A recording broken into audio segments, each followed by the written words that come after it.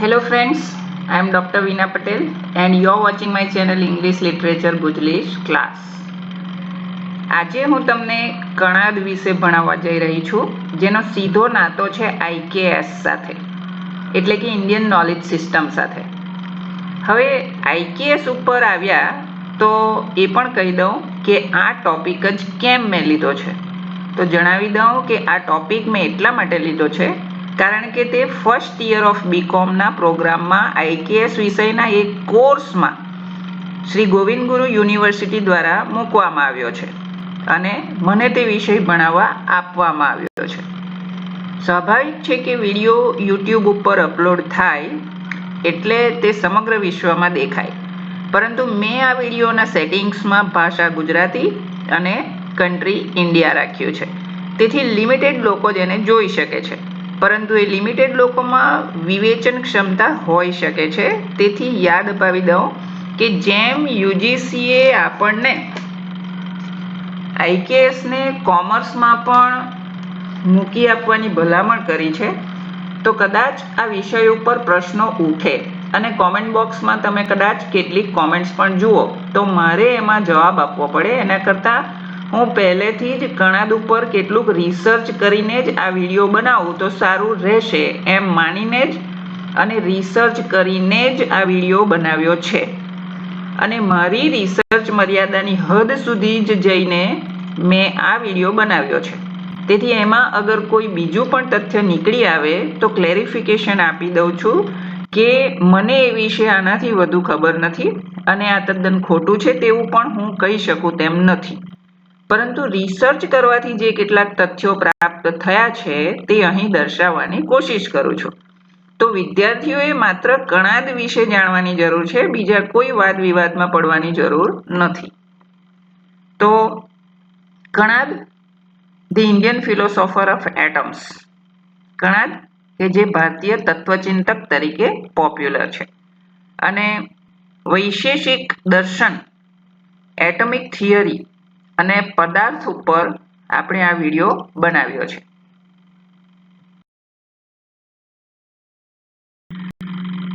તો આપણે જાણીએ કણાદ કોણ હતા. Who was Kanada? Ancient Indian philosopher, 6th century BCE. સંશોધન કરવાથી આપણને મળ્યું છે કે તે એન્શિયન્ટ ઇન્ડિયન ફિલોસોફર હતા. Founder of Vaisheshika Darshan. Okay. Name Kanada, one who eats particles, કણ ખાવા વાળો એટલે કણાદ એમ કહેવાય છે. Also known as Kashyap and Uluka. આપણે એમને કશ્યપ ઋષિ તરીકે પણ ઓળખી શકીએ છીએ અને ઉલુકા તરીકે પણ એમને ઓળખી શકીએ છીએ.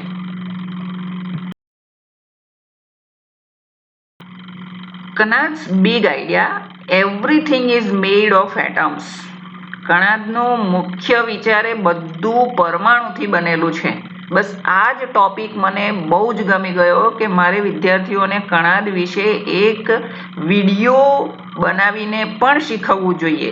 ઓફલાઈન તો આપણે ક્લાસમાં ભણતા જ હોઈએ છીએ, બટ એમાં સ્ટુડન્ટ્સનું ધ્યાન બિલકુલ નથી હોતું અને ટોપિક એવો છે કે મારે એમને સિરિયસલી ભણાવવા છે અને સિરિયસલી એમને વૈજ્ઞાનિક ધોરણે આગળ વધારવા છે, જેમાં ભારતીય ફિલોસોફીમાં પણ એક ફિલોસોફર હતા કે જેમણે એટમ્સની થિયરી આપણને આપી હતી. એ તરફ લઈ જવા માટે આ ટોપિક મને ખૂબ ગમી ગયો, તેથી મેં આ પર્ટિક્યુલર વિડીયો બનાવ્યો છે. World is made of tiny particles called પરમાણુસ, ધેટ ઇઝ એટમ્સ. ઓકે, આપણે જેને એટમ્સ કહીએ છીએ આપણી ઇન્ડિયન ફિલોસોફિકલ વર્ડ્સમાં આપણે જોઈએ તો આપણે એમને પરમાણુ કહીએ છીએ, કે જે ઇટરનલ હોય છે, ઇનવિઝિબલ હોય છે, ઇન્ડિવિઝિબલ હોય છે, ઇનડિસ્ટ્રક્ટિવ હોય છે. ઓકે, તે શાશ્વત હોય છે, જોઈ ન શકાય તેવો અદ્રશ્ય રહે છે, જેને તમે વિભાજિત પણ ના કરી શકો, એ છે એટમ. જેમ કે અહીં એક્ઝામ્પલ તરીકે કહ્યું છે કે અગર તમે લીગો બ્લોક્સ જો લો તો લીગો બ્લોક્સ જોડાઈને અનેક આકારો બનાવે છે. તો આ વિશે શું છે તે આપણે ધીમે ધીમે શીખતા જઈશું. હાઉ એટમ્સ કમ્બાઇન, પરમાણુઓ કેવી રીતે જોડાય છે. જોજો, આપણી પાસે એક બ્રહ્માંડ છે, બરાબર, એમાં અસંખ્ય પરમાણુઓ રહેલા છે.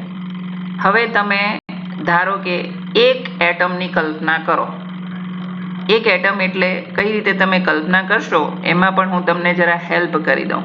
માની લો કે તમે તમારી આંખે દેખાતો એક પથ્થર લઈ લો, એના ઉપર હથોડાથી પ્રહાર કરો, ઘા કરો, એને તોડો અને એટલી હદ સુધી તોડો કે એ ઝીણા ઝીણા કણોમાં ફેરવાઈ ન જાય ત્યાં સુધી. તો તમે હથોડીથી પથ્થર ઉપર ઠોક ઠોક ઠોક ઠોક કરશો ને તો ધીમે ધીમે એ પાવડર બનતો જશે, મિનિંગ કે તૂટતો જશે અને કણોમાં ફેરવાઈ જશે. બરાબર, જમીન ભેગો થઈ જશે. તો એમાં તમે ક્યાં સુધી એને ઠોકી શકો છો? એક કણ બની જાય ત્યાં સુધી. તો શું એ કણ એટલે એટમ? ના. જો એ કણ હજી પણ તમને દેખાય છે ને તો એ એટમ નથી. હજી પણ એ કણને ઠોકવો પડે અને એ અદ્રશ્ય થઈ જાય ત્યાં સુધી તમારે એને એક દ્રવ્ય સ્વરૂપે બનાવી દેવો પડે. અર્થાત જ્યારે એ ઇનવિઝિબલ જેવો થઈ જાય ત્યાં સુધી જો તમે એને ઠોકતા રહો, જો કે એ પોસિબલ નથી, કારણ કે અમુક જ કણની સાઈઝ સુધી તમે એને મારી શકો છો, પ્રહાર કરી શકો છો.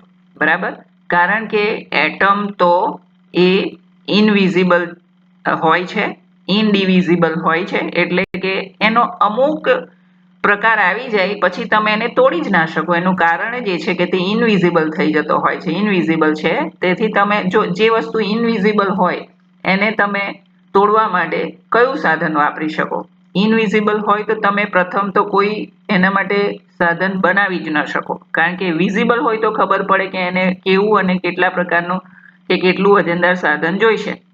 તો જે વસ્તુ ઇનવિઝિબલ છે એના માટે કોઈ સાધન તમે કઈ રીતે બનાવી શકો? ઇમ્પોસિબલ. બરાબર, એટલે એટમને તોડી ન શકો વધુ. તો એવો એક કણ હોય છે ઇનવિઝિબલ, ઇનડિવિઝિબલ અને ઇટરનલ, શાશ્વત, કે જે એનાથી આગળ તૂટી શકતો નથી. તો એવો એક કણ એટલે એક એટમ થયો. બરાબર, હવે એ એટમની તો અસંખ્ય શક્તિઓ છે. એ માટે તો બીજો વિડીયો મારે બનાવવો પડશે કે ભાઈ એ એટમમાં પણ ન્યુટ્રોન, પ્રોટોન, ઇલેક્ટ્રોન જેવી બાબતો અંદર સમાયેલી છે, પણ એ પાછો વિષયથી પરે થઈ જશે. એટલે આપણે જે મેટર પર જવાનું છે તેના ઉપર જ માત્ર લઈ જાઉં છું. તો એવા 2 એટમ્સ જ્યારે તમે લઈ લો ને તો એક ડ્વાયડ બને છે. ગુજરાતીમાં આપણે એને દ્વય કહીએ છીએ. અને પછી તમે એવા 3 દ્વય જો લો તો એક ટ્રાયડ બને છે. બરાબર, અને તમે એવા મેની ટ્રાયડ્સ જો લો તો એ ભેગા મળીને એક ઓબ્જેક્ટ રચે છે, અને એ ઓબ્જેક્ટ તમને દેખાય છે. આપણે એને મેટર કહી શકીએ છીએ અત્યાધુનિક વૈજ્ઞાનિક શબ્દોમાં કહું તો. બરાબર, ધારો કે તમે ચોખાનો એક દાણો લઈ લો તો એ એક દાણો થયો. પછી તમે ડીશમાં ઘણા દાણા લઈ લો. બરાબર, તો એ બધા ભેગા થાય છે. પછી તમે એમાં તમારા મનથી, રસથી જે કંઈ પણ કરો તો એક થાળી ભોજન બને છે. બસ આ એટમ્સ આ રીતે જ આપણી સમક્ષ દ્રશ્યમાન થાય છે. આપણે એને વધુ સમજવાની કોશિશ કરીએ.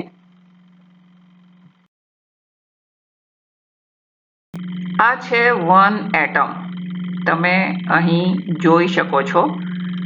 તમને એક તારો જેવો આમ તો દેખાશે, કારણ કે જે મુખ્ય એટમ છે એની આસપાસ તારાના શેપની જેમ દોરવામાં આવી છે લકીરો. એ લકીરો એટલા માટે દોરવામાં આવી છે કે એ તેની ભ્રમણ કક્ષા છે. એ આવી રીતે એની ભ્રમણ કક્ષામાં ફરતો રહે છે. એ કદી પણ સ્થિર નથી હોતો, એ હરતો ફરતો જ રહેતો હોય છે. અસ્થિર સમજો એને. આમ તેમ એ ગોળાકાર ફરતો રહે છે. બરાબર, એ એની એક્ટિવિટી, એનું મૂવમેન્ટ ચાલુ રાખે છે, એટલે એ તમને લકીરો બતાવવામાં આવી છે. તો વચ્ચે તમે બરાબર વ્હાઈટ કલરનો એટમ જોઈ શકો છો, જે આ પિક્ચરમાં તો જોઈ શકાય છે, બટ આપણે હ્યુમન બિંગ લોકો આપણી નરી આંખે પણ એટમ્સને જોઈ શકતા નથી. એ તો સાયન્ટિસ્ટ લોકો છે કે જેમની પાસે એવા ટૂલ્સ છે કે જેઓ એટમને જોઈ શકે છે, અને એટમ શોધાઈ ગયેલો છે. બરાબર, આપણે હિગ્સ બોઝોનની જો થિયરી વાંચીએ તો તમને ખબર પડે કે ગોડ્સ પાર્ટિકલના નામે એમણે એટમને શોધી નાખ્યો છે. બરાબર, આપણે એને ગોડ્સ પાર્ટિકલ પણ કહીએ છીએ કે આ પરમાણુથી સમગ્ર જગતની રચના થઈ છે, એટલે કે આપણે સૌ એમાં આવી જ જઈએ છીએ. તો અહીં આપ્યો છે 1 એટમ. ઓકે,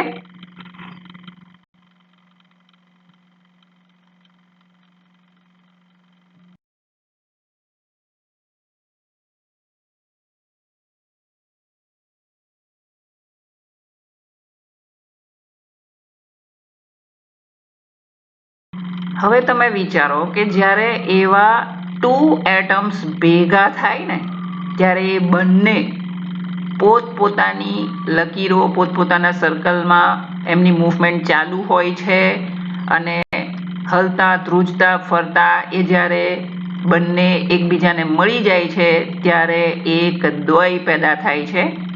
1 ડાયડ લખ્યું છે અહીં, બરાબર. તો આને પણ બરાબર સમજી લેજો, કારણ કે પછી આપણે આવા દ્વયને 3 વખત ભેગા કરવાના છે તો ટ્રાયડ પેદા થશે, જેને આપણે ત્રય કહીશું, બરાબર. તો 2 આપ્યા છે એવું એક ડાયડ, તો બીજા 2 વખત જોઈશે ત્યારે ટોટલ 3 ડાયડ પેદા થશે. ઓલરાઈટ,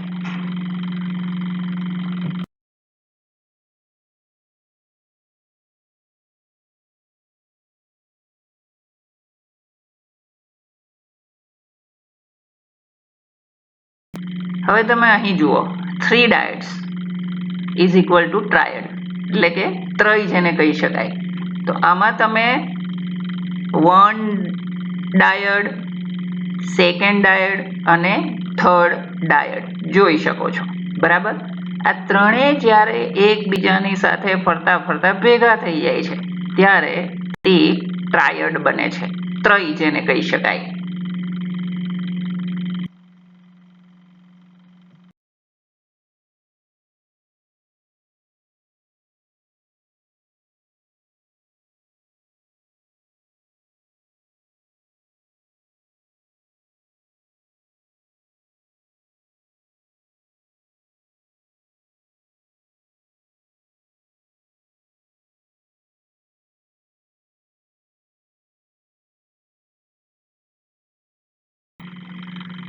અને એવા ત્રય જ્યારે અસંખ્ય ત્રયો ભેગા થાય છે, અગણ્ય, બરાબર, મેની ટ્રાયડ્સ જ્યારે ભેગા થાય છે ત્યારે શું બને છે?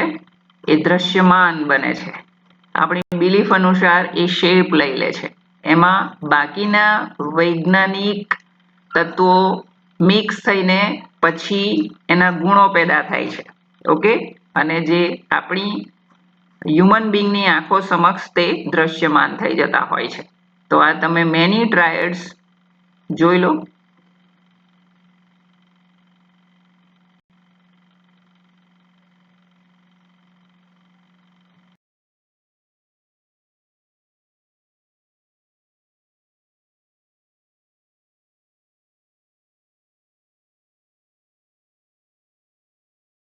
ફરીથી યાદ અપાવી દઉં, અ ગ્રેઇન ઓફ રાઈસ, ચોખાનો એક દાણો. એમાં તમે કલ્પના કરો પછી મેની ગ્રેઇન ઓફ રાઈસ, ઘણા બધા ચોખા તમે લઈ લો અને પછી આપણે તેમાં આપણા રસ અનુસાર, રસાસ્વાદ અનુસાર અથવા જે રીતે પકવીને ખાવું હોય તે રીતે આપણે જ્યારે એને ભળાવીએ છીએ, મળાવીએ છીએ, બનાવીએ છીએ ત્યારે 1 ફૂડ ડીશ તૈયાર થાય છે, બરાબર. તો આપણે સમજવાનું કે બ્રહ્માંડમાં પણ આ રીતે ક્રિયાઓ થતી હોય છે અને પછી અંતે એક દ્રશ્યમાન વસ્તુ આપણી સમક્ષ નજર આવે છે.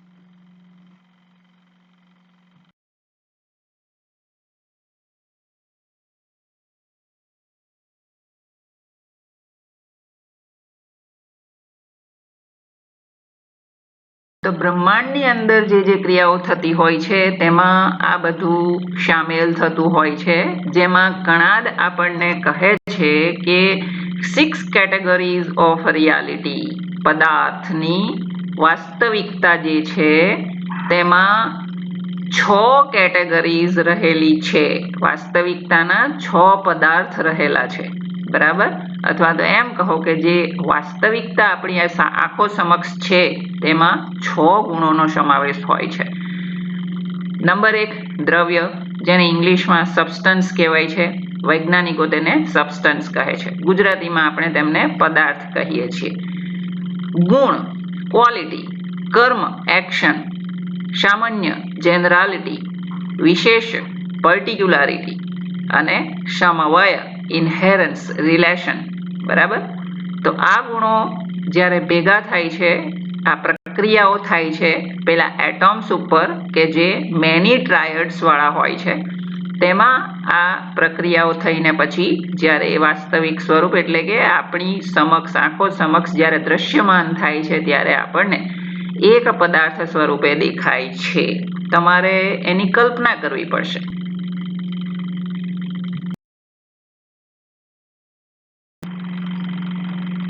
કણાદ એન્ડ ગોડ, કણાદ અને ઈશ્વર. આપણે જોઈએ કે અગર કોઈ વાદ વિવાદ ઉભો થાય તો શું કણાદ ઈશ્વરમાં માનતા હશે કે નહીં, એવો વાદ વિવાદ ઉભો થઈ શકે છે. Universe works on natural laws. Kanada માનતા હતા કે યુનિવર્સ જે છે એ કુદરતી નિયમો ઉપર જ કામ કરે છે. ઓકે.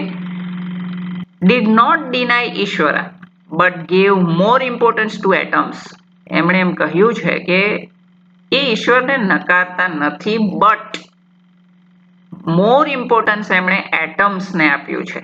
એટલે આપણે જે જોઈ ગયા કે આ રીતે પદાર્થ બને છે, આ રીતે ટ્રીઝ બને છે, આ રીતે ફોરેસ્ટ બને છે, આ રીતે પ્રકૃતિ બને છે, આ રીતે હ્યુમન બીંગની રચના થાય છે, એ કુદરતી નિયમોમાં જ માને છે.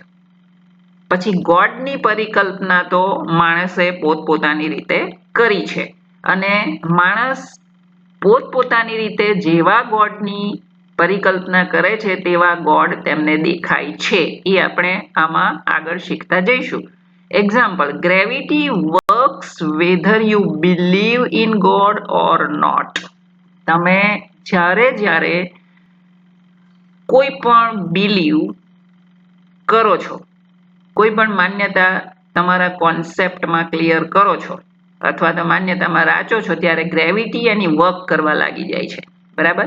અને અગર તમે સપોઝ આપણે ગોડનું જ એક્ઝામ્પલ લઈ લઈએ, હું આગળ બોલી જ ગઈ કે માની લો કે હું ગોડમાં માનું છું અને મને ગોડ આવા દેખાય છે, તો મારી બિલીફ અનુસાર મને મારા ગોડ દેખાશે, તમારી બિલીફ અનુસાર તમને તમારા ગોડ દેખાશે.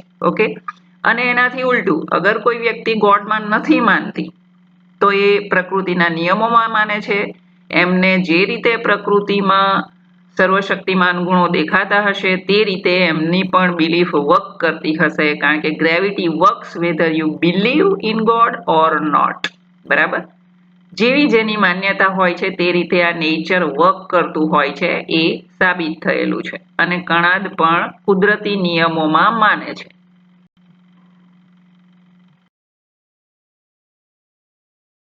લીગસી ઓફ કણાદ, કણાદનો વારસો. Gave atomic theory 2500 years before science proved it. Okay. એમણે જે એટમિક થિયરી આપી છે એ 2500 વર્ષ પૂર્વેની છે અને science has proved it. Alright. Ideas merged with Nyaya. Nyaya વિશેષક system. All right. ન્યાય સાથે આ આઈડિયાઝ એટમિક થિયરીના એ જોડાયેલા છે. ન્યાય વિશેષક સિસ્ટમ એટલે કે એમણે જે વિશેષિકા સિસ્ટમ એક બુક તરીકે રજૂ કરી, એમાંથી આ થિયરી આપણને મળી આવે છે. ઓલરાઇટ. અને remembered as scientist philosopher of ancient India. એ એક સાયન્ટિસ્ટ કમ ફિલોસોફર છે ભારતના, પ્રાચીન ભારતના. Alright. Kanada atomism versus modern science. Kanada અને આધુનિક વિજ્ઞાન, એને આપણે કઈ રીતે લઈ શકીએ? તો કણાદે આપણને જે આપ્યું છે તે પરમાણુમાંથી ડ્વાયડ બને છે, ડ્વાયડમાંથી ટ્રાયડ બને છે અને પછી મેની ટ્રાયડ્સ ભેગા થઈને એક ઓબ્જેક્ટ ઊભો થાય છે. એ રીતે એમણે આપણને થિયરી આપી છે, જેમાંથી જ આપણે હ્યુમન બીંગ પણ બન્યા છીએ. ઓકે. અને મોડર્ન સાયન્સ એમના શબ્દોમાં કહે છે કે ભાઈ એક એટમ હોય છે, પછી તે મોલિક્યુલ રચે છે, મોલિક્યુલ પછી કમ્પાઉન્ડ રચે છે અને કમ્પાઉન્ડ ભેગા થઈને મેટરની રચના કરે છે. બરાબર. એટલે કે શબ્દો જુદા જુદા હોઈ શકે, કારણ કે સ્વાભાવિક છે કે કન્ટ્રી જુદી તો તેમની લેંગ્વેજ જુદી. તો કણાદ આપણને કદાચ પરમાણુ કહે તો કદાચ વેસ્ટર્ન સાયન્સ આપણને એટમ કહે છે. એ રીતે શબ્દો અલગ અલગ હોઈ શકે છે, બાકી થિયરી સેમ છે, એમના ગુણો સિમિલર છે. So it's okay, but do you think person or sage like Kanad was there in past in India, or he is just an imaginary personality? We may question ourselves just like that. That's a very deep question. With ancient Indian philosophers like Kanad, Kapila, Patanjali, Vyasa, etc., it's natural to wonder whether they were real historical figures or symbolic teachers representing schools of thought. What historians say about Kanad? In fact, texts exist. The Vaisheshika Sutra is traditionally attributed to Kanad. This text systematizes atomic theory and categories of existence. Secondly, we can say name and references. Later scholars like Prashantpada around 5th century CE wrote commentaries on his system, always referring to Kanad as the original author. He is also called Kashyapa, Uluka, Kumbhuk, showing that people recognized him under different names. Thirdly, historical uncertainty. We don't have archaeological evidence like inscriptions or contemporary records proving his personal life. What we know of him comes from the philosophical tradition, where teachers' lives often became mythologized. Was he real or symbolic? Most scholars believe Kanad was a real sage or philosopher who lived around the 6th century BC, but his life story is mixed with legend.